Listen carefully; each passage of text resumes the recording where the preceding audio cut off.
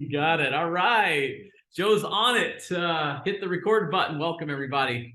Glad you could join coaching this morning. Hi, Craig. How are you?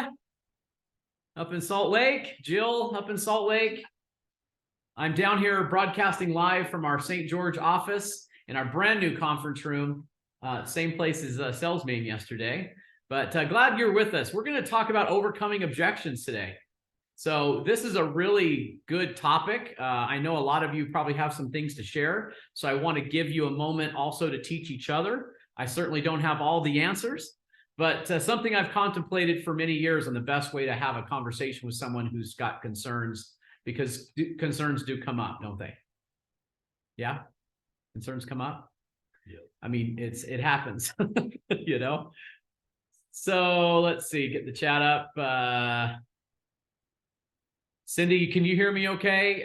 Craig, hear me okay? Roxanne, coming through loud and clear? Okay, great. Okay, so the volume's good. Fantastic. You could monitor chat. That would be great. If something comes up in chat, draw my attention to it. So get my helper, Christina, here. All right, so let's jump right into this. So in my email this morning, was anyone paying attention? Not the second email. I don't know why I hit send on two emails, but I hit send on the right one first and then some repeat on the next one. I don't know what that was about. Probably because it's still in my screen and I thought, oh, you haven't sent it yet. But was anyone paying attention to my email when I said, what's, like, we're going to handle objections? And then I had all these questions. Did anyone notice that? You did? Okay. So I'm going to start off with a takeaway to get our brain going, because I think a lot of us have probably had, objection techniques handled before. So here's what I wrote on the board. Aha! Can you guys see that okay? You can see it all right? So here's the concern or the objection, and I'd like you to think first questions. Because what we want to do is we want to clarify. Like the first thing we want to do. And we want to get them to talk it out. We want to say things like, tell me more. Or could you clarify?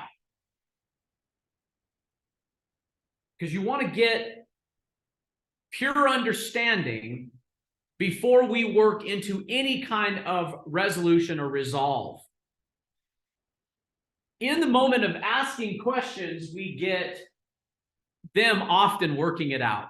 And that's the beauty of it. And they'll even say the other side of the coin. They'll go, well, I understand that. Like if we're too high in this house, maybe it doesn't sell. Or give me an objection. Like our best objection is commissions, right? So it's always about commissions, or it's usually about commissions. So they say, well, if we don't have the agents to show the house, that could also be a problem. Sometimes people will start to resolve it. If you skip through this phase, then we send a really bad message. Hey, Joe, if it's okay, could we try something where we break up into groups of two? At least on Zoom. Can we do that?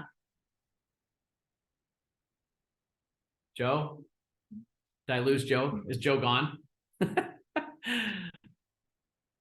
Maybe Joe's not on anymore. Oh, well, hey, Joe, when you come back, I was thinking about doing a little breakout of groups of two to do an exercise. So I'll hold that for just a second. We asked yesterday, I asked Bob Richards what his number one thing he does when he's handling objections. Anybody remember what that was? Yeah, Sandy said, it was to listen. Yeah, and thanks, Chris, for playing along. So yeah, hit the chat and pay. I love it when we're paying attention. We're not multitasking on Zoom. That's the better way to consume Zoom. So yeah, he said, I really just try to listen. And so what is the effect, you think, of being a great listener? What happens when we're a good listener? Shows you value the other person. Okay, so Linda says we value the other person. Anyone else want to share what you think the effect of being a good listener?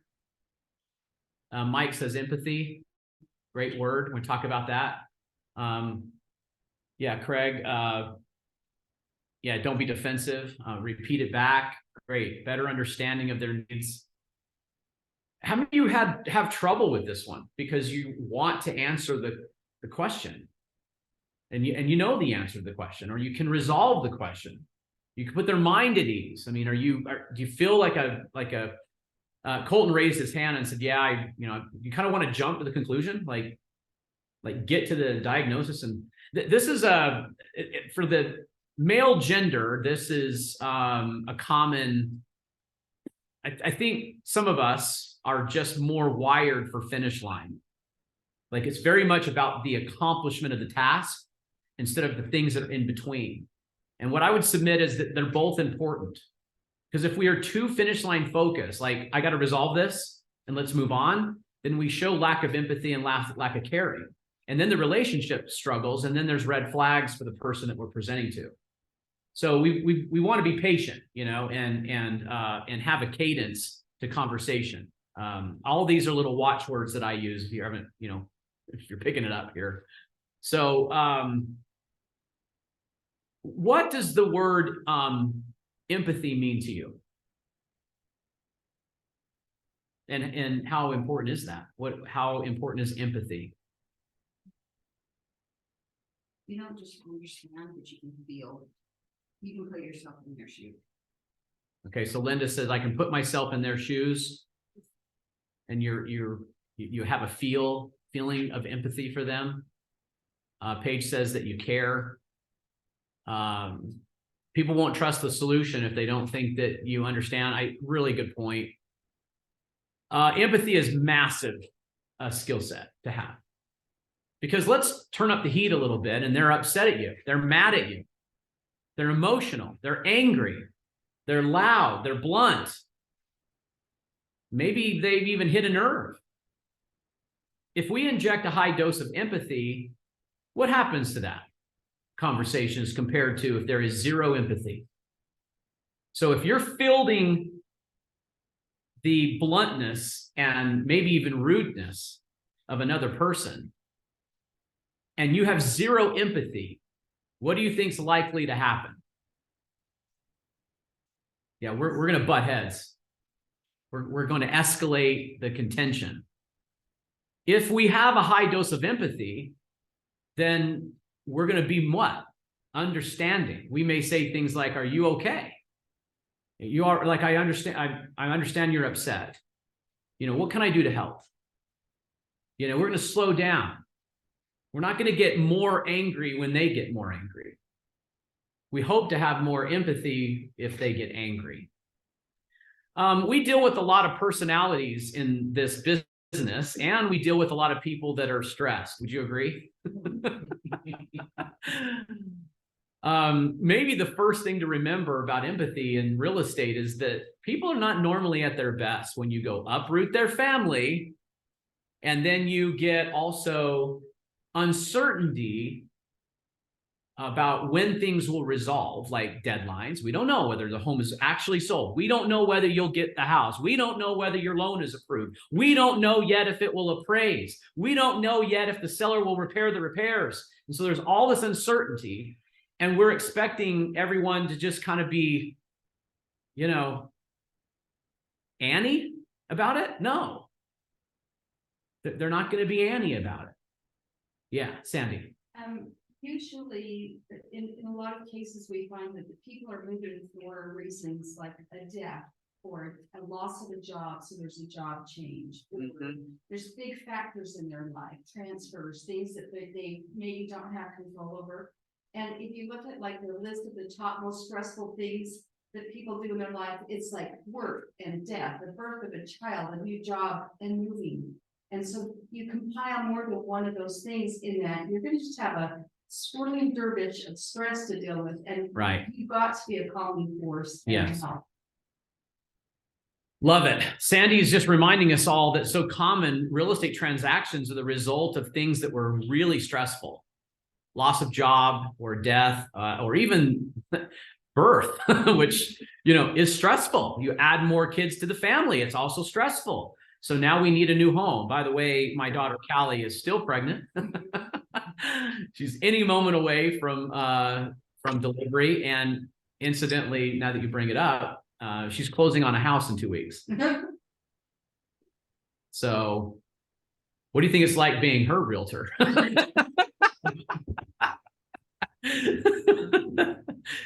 Tammy's doing a good job. Playing mother too. And actually they've been great, which is not the norm. So see, we're already starting to have empathy, aren't we? We're reminding ourselves that people are not at their best. It's okay. We're here to be a calming influence. So we have to be good at handling the stress and helping people cope. It's part of our job. So on page 45 at the top, I've got a red circle there, and I said, let's just remember what this is all about and what it's not. So what it's not. So there's 1, 2, 3, 4. There's a 8-letter word, an 8-letter word, and I've got a not sign through it. Our ability to handle objections is not about us having more closings.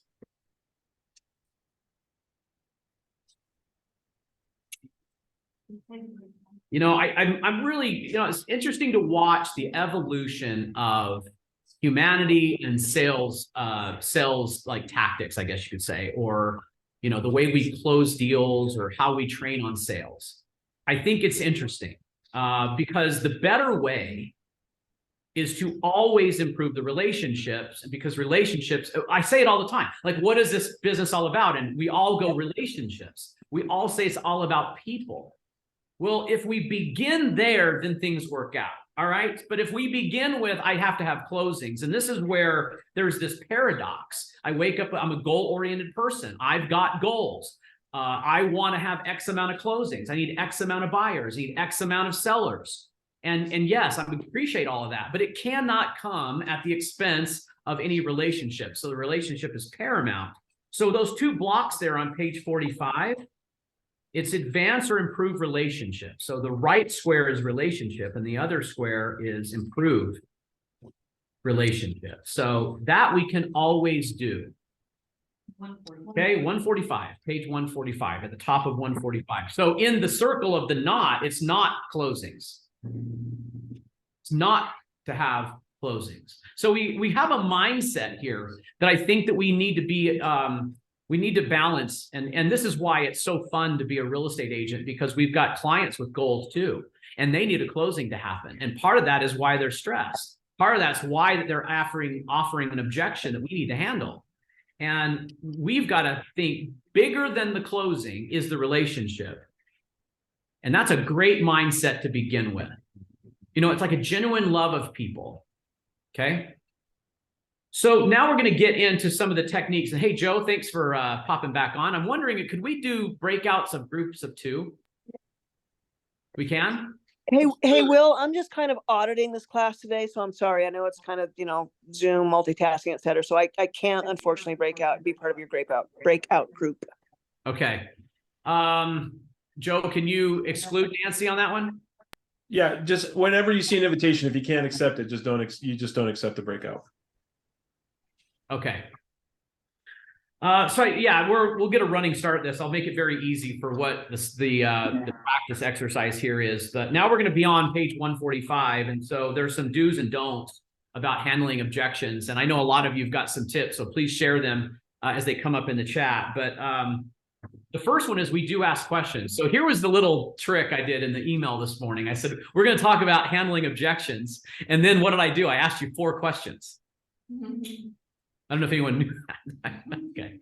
I mean, look, I got to entertain myself sometimes here, so I thought it was great, but no one read it. So, but the email was, what's your best, way of handling objections? And do you have a pattern you follow? And, I give you these questions to consider because that's the skill set. When you improve your questions, you improve your ability to handle objections, because when you ask questions, you get clarity and you get understanding before you get resolution. And that's really, really good thing to remember. Okay. So we do ask questions. This is page 45. We do ask questions to confirm, to make sure that I understand. And I can even restate it and repeat it back. And I think that's a common way to handle objections, like make sure I've got it. You can also, it's not in this particular list, it's on the next page, but you can also isolate. Like it's a way to say, is there anything else? And I don't look at that like I'm trying to close someone. I look at that like, is there anything even bigger than this? Or is this the only thing that's been worrying you? So I'm asking questions to confirm. I restated it, and then I can isolate it by saying, is there anything else that's on your mind? And then and they say no. I say, so what you're saying is we can resolve this, then we already have the ability to move forward. And make a note on this. This is a big thing to take away. In the book, it's just patterns and things to memorize, but in real life, use your own words. Don't be scripted. Mix it up a little bit. And I think every situation has different words you can use. So here's the, some of you have done this with me before, but many have not. So if you have done this before, don't give away the answer. But we're going to break up in groups of 2. And Joe, in like 1 minute, let me just give everyone the exercise, and then in 1 minute, we'll break in groups of 2. Here's what you do. I want everybody right now to write down a word that no one can see. It can be anything. It could be person, place, thing, whatever, an item, whatever it is, just a destination, whatever. But I want you to write it down and make sure that nobody sees it. Okay? Right? Go ahead and do that now. Matter of fact, I'm going to play along too. Say, where should I write this? Ooh, notebook. Got it. Okay, so when you get your word written down.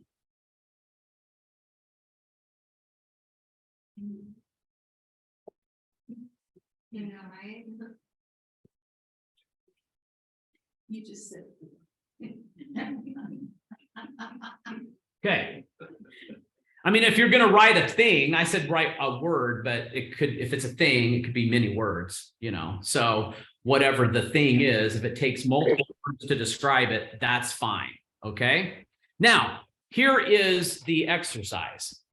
So you're going to pair up with someone. So you'll each take turns, and these are the rules. So listen very carefully. This is not like other games that you've played. Here are the only rules. You can't ask, what's the word? You can't say, hey, what's the word? You can ask anything else except for like how you spell it. I mean, come on. You don't go, well, how do you spell the word? What does it start? Or what does it start with? I mean, just like, think of a different way to approach this. And when you come back, I'll give you why this skill set is so important. So clearly we're asking questions here. So we're practicing how to do that. There's something in someone's mind. I mean, look, I'm already kind of giving you hints here. Clarify. Tell me more. I'm giving you hints. So handling objections, the best way, starts with understanding, and understanding begins with questions.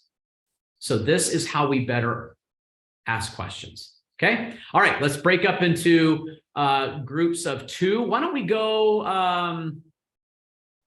Let's go 5 minutes. That gives us 2.5 minutes for each person. And when you play this game, every time you ask a question, the other person makes a mark. The objective is to ask the least amount of questions, which puts the emphasis on having the better questions. You understand? Everybody good? Yes? Yes. So the least amount of questions wins. Have the best questions. Every time the other person asks a question of you, you just make a mark. And at the end, we'll add them up and we'll see how we do. Okay? All right, let's break into groups.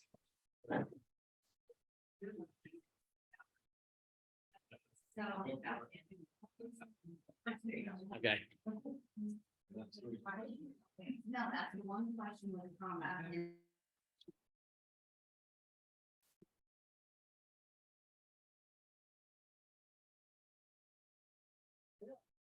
For the Indians who settled this land, they would never have let anyone take it away from them. So.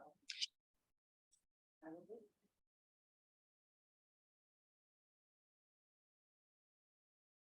It's easy to look back and say we took it too far, but when your town is under siege, you do anything you can to protect. People are a state, united in the United States.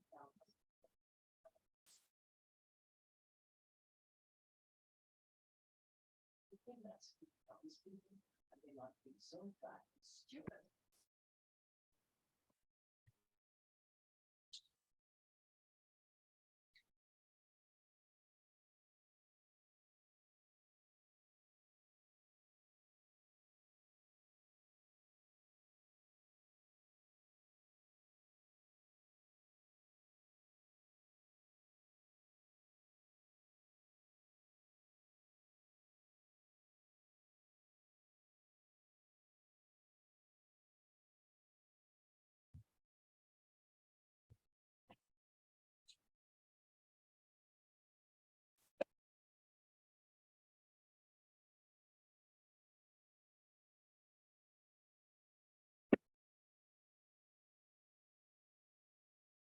If they're quiet now, well, not a couple of people.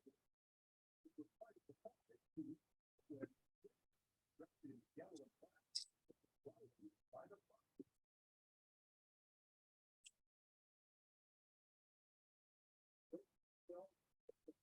and they're following. Now following.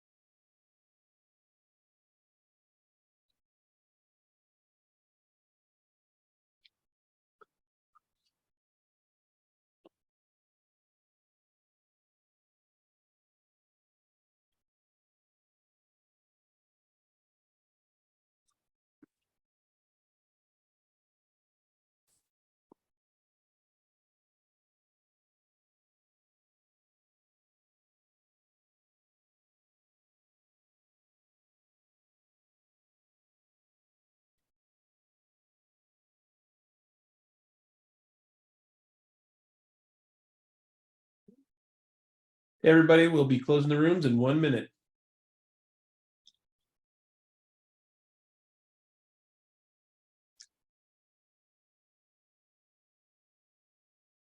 Hey, Joe, can I borrow your paper clip? That's Clippy.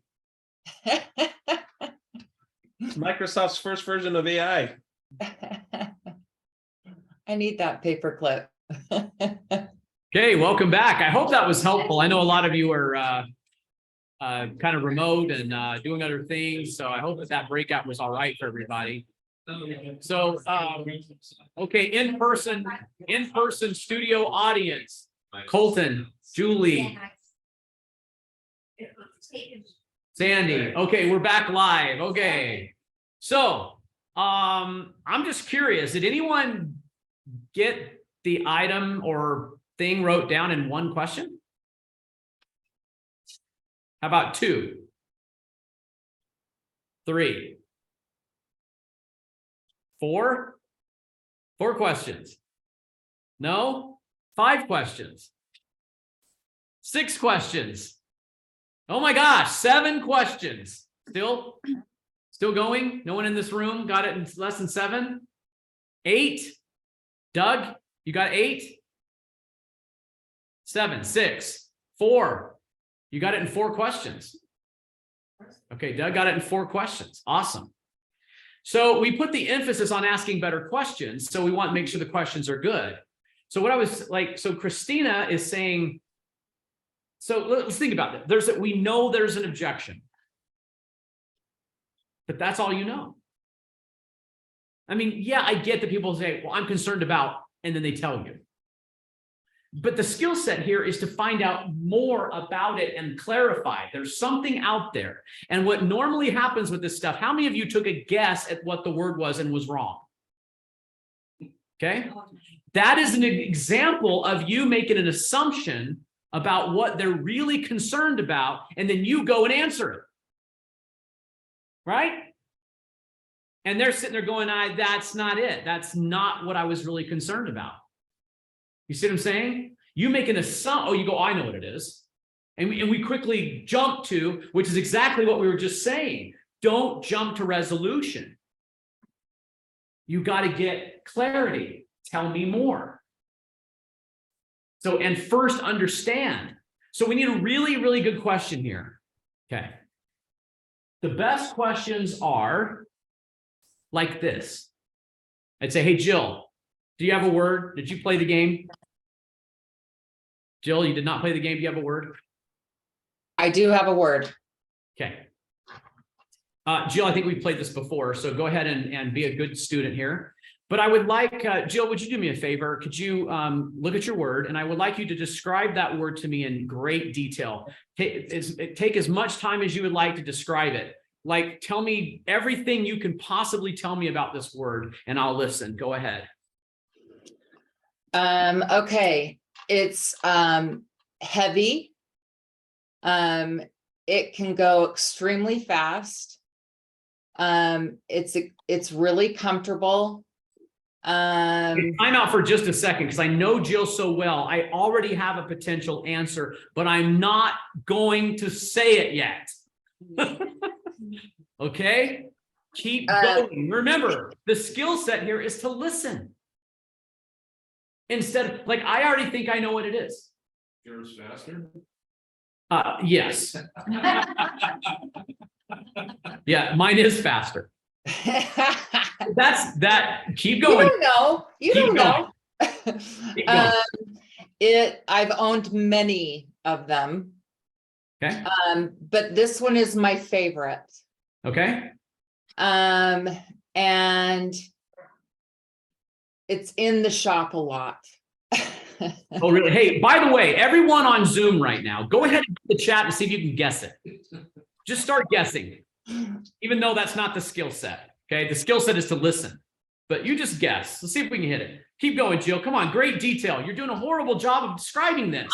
I'm the client. Okay. It's Don't hard. hold back.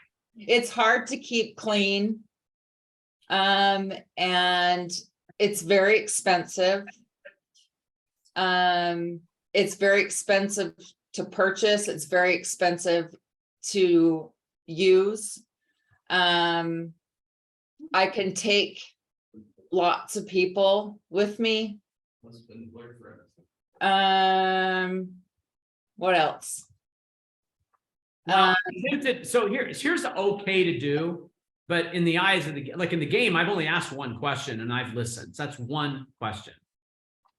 But I might say something like, where would you purchase this thing? At a dealership. Do you mind telling me which dealership that would be? Just remember what we're talking about here, really. We're not really talking about her Hummer. No, we're We're not. really talking about an Land objective, Rover, right? Land Rover dealership. It's a Land Rover dealership. Yes, And so it's a Land Rover. yes. That was the first guess, way up the top. Yeah. Who guessed that? They know you really well. Well, Angie, Range Rover, I Of guess. course she does. Steve She's already been in had it. I know you so well, Jill. That's why well. I'm trying to follow you and I can't keep up. So, anybody want to take a guess at my word? No. Yours is That's not- your favorite guitar. You're warm because we've I done. know. I just don't know the name of it. So, what would you say? If I were to purchase such a thing, where would I find it and the brand? Yeah, you probably find it at a the no on shop. They make them in California. It's a U.S. Company. The company that makes this guitar is Rickenbacker. It's not popcorn. So see, already you go, oh well, it's a Rickenbacker guitar. No, it's not. I'm gonna skip forward. It is a 2023, very important, because they changed the neck style. Red, because that's the color I want. 4003, which is the series. And it's not just a guitar, it's a bass guitar and it's a 4-string. So you see, all I'm saying is that we jump to conclusions before we really understand with clarity exactly what the concern is. So the first thing we work for is clarity. So we've got to take a deep breath, remind ourselves relationships matter more than anything, right? And I care. So let's start asking questions to clarify. When you guys call on deal doctors, matter of fact, where's our, can we, Joe, can I go back to the big image of everybody? I'm not really sure what managers are here. Jill's here, and is Craig still here? Yeah. I know Craig's really good at this. Craig, can you join me? Or can you have Craig join me? I will. Sorry, I was on the phone. No, okay, I'm sure. Doing, yeah. Early deal doctoring. Yeah, deal doctoring. So I mean, watch, like you call one of us and we're going to ask questions. By the way, when you call with a deal doctoring question, Craig, do you kind of already know what the solution is? Yeah. I mean, right, almost right off the bat, you kind of know where we're going because we've heard them all before. But you really have to make sure you get the whole story. Right. So what do? Ask questions. You ask questions. And how does the agent feel when they call? They've got a concern and they need help and they've called for help and we ask questions. How do they feel? Yeah, validate it. Like, and that we understand it. So even I go to repeat it back. I'd say, Linda, so let me make sure I got this right. So it's our buyer client. They're writing an offer and they've asked you if they could put 0 earnest money down. Is that correct? And you go, yes, that's it. And I go, and I might say, is there anything else that I should know? Those are 2 great questions. Okay. And then we can move forward with the resolution. Any other thing like, I don't know about you, Craig, but I have to really sometimes like bite my tongue to ask the questions because I already have the answer and I'm so excited to help you and I want to give you the answer, but I have to force myself to ask the question. But a miraculous thing happens when I do that. You know, first of all, they notice that the agents will kind of calm down, right, Craig? When you first they're called, they're concerned, they're worried, and then when you start asking, they kind of start to calm down a little bit. You know, because what's happening is they get that you understand. See, that's the miracle that's happening with questions and objections. When you start to ask and understand, they calm down, and which is what you wanted, right? You wanted to be a calming influence. Great way to do that is to ask good questions. Anything else you'd add to that, Craig?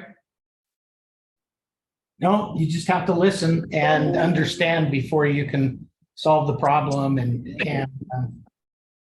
so often an agent will call and say, my seller wants to do this and this, and then, so I'm thinking seller and they meant buyer. Yeah. I can't tell you how often that happens. It's amazing. Yeah. And then, you know, you have to shift gears and think about it from the perspective of the buyer. And anyway, it's just so important to listen. Right. It just reminded me when in deal doctoring, you got to know, who do we represent? Mhm.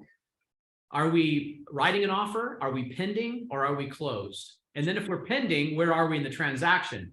Pre-due diligence, post, pre-appraisal finance, you know, like where are we in the transaction?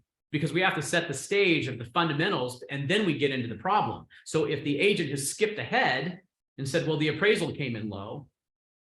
Okay, wait, are we on the buyer side, seller side? Where are we with the due diligence or deadline? Are we post or pre? And so that's where the questions come in. But I've noticed every time we go to ask more questions that we get the other side calming down. It's a miracle. Yeah. Linda, go ahead. Too, as far as you coaching us or anybody coaching us when we ask a question, you asking us more questions is teaching us. I feel like I learned, like yesterday, there was a question that was asked. You paused, you asked questions, and that helped me to better understand and know how to speak to a client going forward. So it's not only getting us that answer, but it's coaching us to be better as we go forward. The situation that Linda had was we have a potential buyer on a listing that's interested in just that listing. I'm assuming we think that they're only interested in that listing. And so what was been contemplated is whether or not this should be a customer buyer or limited agency buyer. You know, so we buyer broker this buyer and become a client with this buyer, or should we a client relationship with the buyer, or should we allow continue forward with as a customer? So yes, I really, really have to think about it because I'm just like you guys. I'm excited about the answer because I'm so excited to help you. But Linda is saying that the questions also teach. So that's a nice little spin on it. Okay. All right, let's move on to our next. Do you like that exercise, you guys? Should try that. Try that with your teenagers.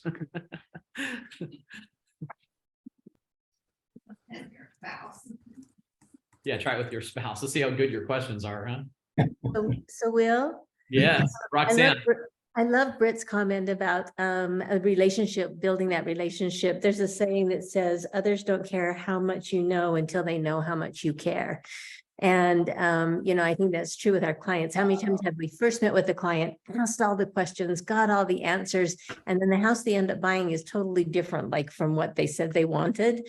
But I think it's getting to the bottom through a relationship with them, through that understanding them. And like you said, asking questions that we eventually get to what they really want. But sometimes they don't trust us at first, and they don't want to tell us the real whys.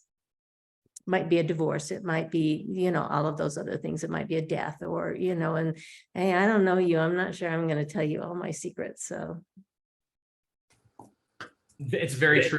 And thank you for that, Roxanne. And Britt, nice observation. This is why I love what we do, I think the human being is a very like complex and complicated thing to try to, you know, communicate with, because there's so many different pieces. This is why it's critical to not make assumptions. I remember talking to someone and I thought that they had a tear in their eye. And so I was thinking, my goodness, do I say something? Would that be uncomfortable for them? Is this private? You know, like, is this a, this is a, yeah, it's a private, you know, like something that they don't need to tell, say, the realtor friend. Well, I decided to err on asking the question. And I tried to be as soft as I possibly could. And I just said, are you okay? You know, we just kind of like stop the train of thought. And it's just, it looks like you might be emotional. Are you okay? And they did say they were. I mean, they said, yes, I am. I think I've told you guys this the story before, because it just sticks out to me. But it's a listing, you know, back when production was a more center of my world, and I'm in the kitchen, and I'm talking to, you know, the owners of the home, so husband and wife, and I'm looking at the wife, and she looks emotional, and she's looking at her husband. Her husband's a little bit more business, you know, like, when's the sign, you know, when are we going to hold, you know. And she's just keeps giving looks. And then when she was looking at me for something, I noticed a tear in her eye, and I said, are you okay? And she says, I'm sorry, I'm just having a hard time with something. Okay, so there you go. There's a concern.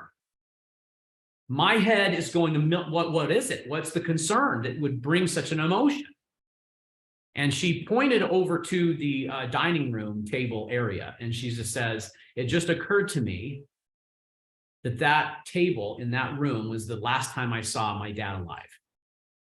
And now we're selling the house. I went, oh my gosh, right? So, you know, think what we started off with. It's not about closings. It's always about people. It's always, so we talk about empathy and understanding. Now, different people could take that emotion and reveal it a different way. They could be resistant. They could be hard to deal with. And we're not really sure what got us, you know, what's bringing us to this point. So I just think these are excellent things to remember, is empathy and understanding and questions and clarity are so important. And look, we're not even talking about resolving it yet. Having got to like the answers, because this is the answer. Like, this is the answer. You know, I think we approach it like, I'm afraid to get some objections because I don't really know how to answer them. Ask questions, get clarity. Now, I have to admit, yeah, because last week I had, you know, these things are tested, and I had welcome to being principal broker. You get sometimes upset people who want to talk to the broker, believe it or not. They demand to talk to the broker. So I make the phone call, and yeah, they were upset. And all these skill sets were weighing in on this. And well, there's some confidences here that I can't share. So, but everything I told you today so far is the best way to handle these things. You know, like, we have to just be really, really good with people.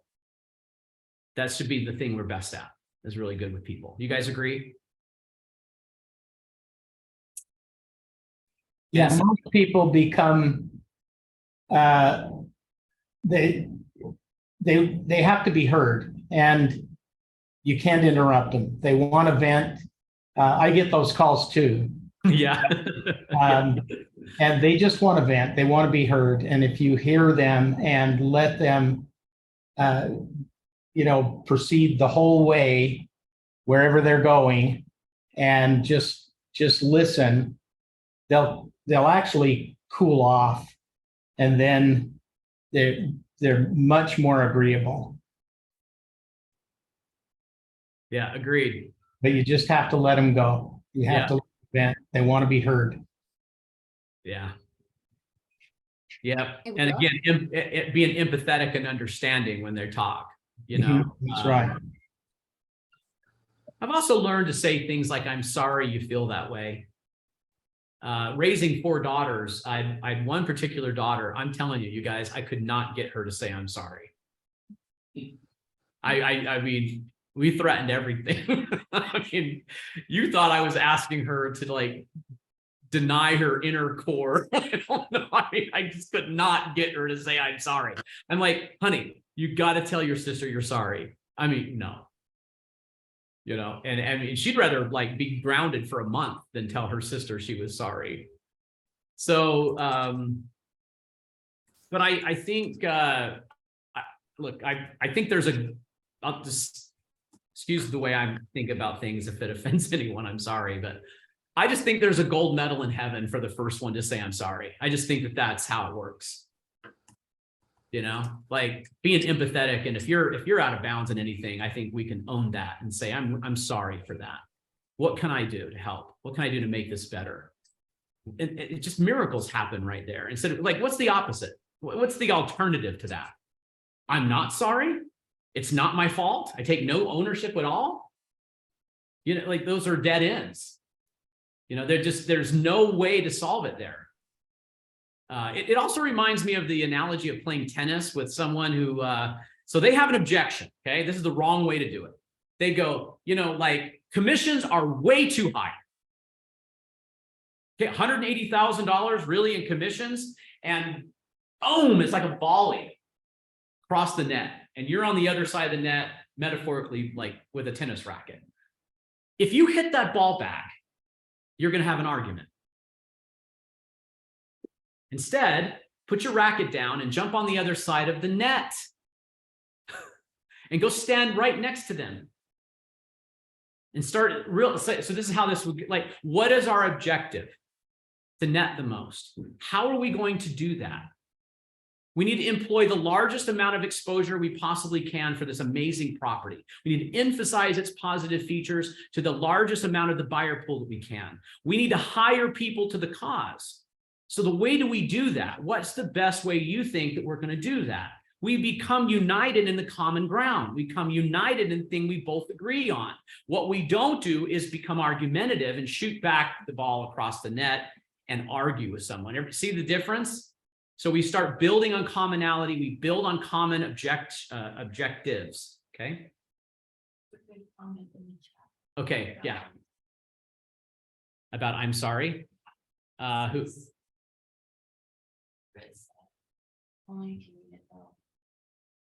Oh, don't say you're sorry if you don't mean it.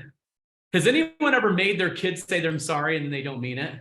And then you all as a parent, you go, no, say it like you mean it. Like, how about mean it, then say it, right? We get that, like, say it like you mean it. Oh gosh, you know, the parenting that we try at. We're only interested in the resolution. Like, oh my goodness, it's a process, isn't it? Okay, let's see what else. Oh, let's go to, let me share screen.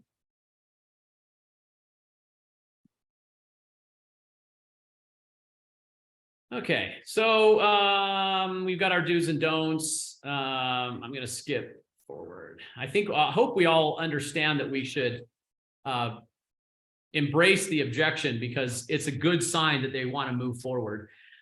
This pattern here, I understand how you feel, and others have felt the same way. And here's what we found is a really, really good way, but you can change the words feel, felt, found to something else. Like you can just say, I understand. I'm concerned about netting the most as well, or getting the most out of the property. I've been thinking a lot about that. Many of our sellers look at it the same way. See, that's not saying other sellers have felt the same way. They're saying other sellers are looking at the issue similar to you. So you can phrase it a different way.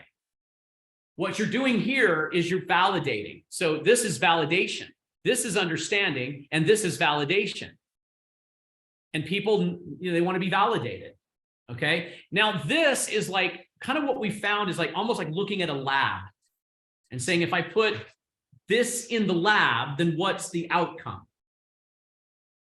Okay, so how do we really go about it and netting the most? If there are objections about commission, it's really an objection about netting the best bottom line.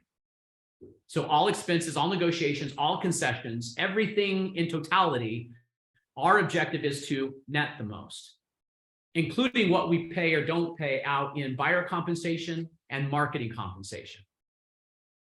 So if we jettison those fees out, then we also have to talk about what we lose in the net, right? So this is what I'm saying. This is what we have found, is looking kind of like at the data of all the experiences. So we've said, I understand how you feel. Many sellers feel the same way. Here's what we found. Now the elevator sentence is, it's better to pay the commission and net a better bottom line than pay lower commission or no commission and have a worse net. That's what we found, right? So that's 3 steps, but I kind of like to change that around a little bit. I don't like remember, just remember the pattern. Don't be scripted. Then we break, look, yesterday in sales meeting, I said, look at these 1, 2, 3, and 4. This is all about understanding. I've listened. I asked to clarify. I'm empathetic. I show empathy for their situation. Like I could say even, I'm sorry for the stress this is causing you guys. It must be really tough on the kids because they don't know where they're going to go to school yet. That's a big deal. I understand. My goodness, just be heartfelt. We restate it to make sure that we understand. So what we're saying is, you're really worried that if the equity is not at least X, according to the lender, we don't have enough down for the new home. Is that what? And they're like, oh my gosh, yes, that's it. That's what we're losing sleep over. Now I understand it. Then, is there anything else? This is usually where someone goes, well, I was a little bit concerned, but that's not a big deal. So basically, yes, that's the takeaway. So you can see, even I'm kind of going down this line here, I'm saying, the net realized is really the most important thing, isn't it? And when all things considered, isn't the equity takeaway the most important thing? Notice what that is. It's what? A question. Because it's wanting to get it's the biggest thing, isn't it? And you say, yep, that's the biggest thing. Okay, so then we go into, well, how do we resolve all this? And we come back to that. Let me tell you what we found. It's kind of borrowing the feel, felt, found. So this is the best way to tackle this. Let's look at a few examples maybe. How about examples of really low BAC and the effect on their value or days on market? How about properties that have been on the market for 6 months, 8 months, 9 months, a year, and they're overpriced? Let's look at the effect of that. We have many, many cases in the lab study where overpriced properties have equaled really long days on market, or low BACs have equaled really long days on market. And the price adjustment needed now to make up for that is so big, it's more than twice what they would have paid in the 3% BAC. So we have many examples of that. We don't want to see that happen to people. All right. So, isn't this fun? You guys, half the room in here is looking at me like, I'm scared to death of all these conversations. But no, it's I know it's complicated at times. It takes practice. It takes a little bit of practice and thinking it through. I'll tell you this, I'm gonna stop sharing. If you just love people more than you love commission, you'll have more commissions than you know what to do with. But you got to really own that. When I was driving in this morning, I was listening to a podcast we've talked about this before, but this is the lady who, and I just forgot her name. She loves the idea of people's stories. and how amazing stories that people have, like these incredible histories. She said she landed in New York and she could have just gotten in the taxi and just gone to the next place, but she just said, hey, you know, where are you from?